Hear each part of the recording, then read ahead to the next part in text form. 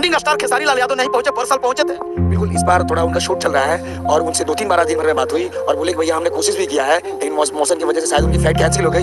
But हमारा लेकिन बधाई दी है पेश भी दी है, हमारा उनसे कम्युनिकेशन भी हुआ है और बात भी हुई है और एंड तक उन्होंने प्रयास किया है कि मैं इस इवेंट में आ जाऊं। तो सुन लिया दोस्तों, खेसारी लाल यादव ने भरपूर कोशिश किया पवन सिंह के बर्थडे में आने की, लेकिन कोशिश नाकारा हो गया क्योंकि मौसम इतना ज़्यादा खराब था कि कुछ कहना नहीं यार। कखनी क्या हो जाएगा, बरस जाएगा पानी, कखनी फ्लाइट कैंसिल हो जाता है, कोई आते पते नहीं। ऐसा मौसम अभी चल रहा है जो तो लोग तो देख रहे हैं दोस्तों। और इनविटेशन कार्ड भी बहुत ही वो मैनेजर जो बोले हैं पवन सिंह का, बहुत ही लेट से भेजा गया था सबके पास। ऐसा नहीं कि खेसारी लाल यादव फैक्ट होता है क्योंकि हमने इनविटेशन थोड़ा लेट से दिया, इसके पीछे रीजन था कि हम लोग दिल को आहत ना करें।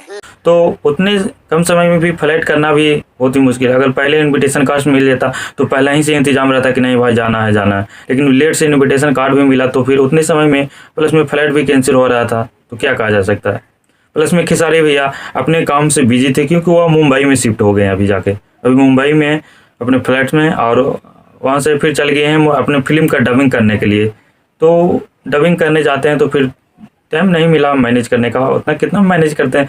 ऐसा ना दिल्ली ना है, मुंबई में, मुंबई से लखनऊ आना बड़ा फिर लफड़ा लग जाएगा। तो इसी कारण ही हालांकि उन्होंने फेसबुक पर मैसेज भी किए हैं पवन सिंह के लिए बर्थडे के लिए, और उन्होंने कॉल भी किए हैं, और एक बार नहीं 2-3 बार किए। क्या कहें अभिषेक जी, मैनेजर है जो पवन सिंह की, एक बार नहीं उन्होंने 2-3 बार कॉल किए और हमसे मुझे संपर्क रहे। तो ये तो खेसारी लाल यादव का जलवा यार।